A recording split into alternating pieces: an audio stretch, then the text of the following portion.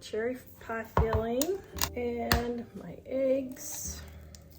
Yeah, you can use a mixer if you want. I personally don't like dragging out more stuff to clean. All right, got my pan and the cake mix. We're going to put this in the oven and bake it. Oh my goodness, yum. That looks so good. Oh, look at that moist, delicious cake.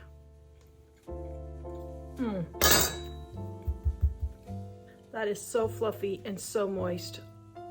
It is absolutely delicious. Oh, yum. Okay, and let me just show you, you could frost it with cherry frosting or chocolate frosting, whichever you want. I actually had some cherry left over. I should have done it with that, I guess. All right, there it is with chocolate frosting. Oh, yum.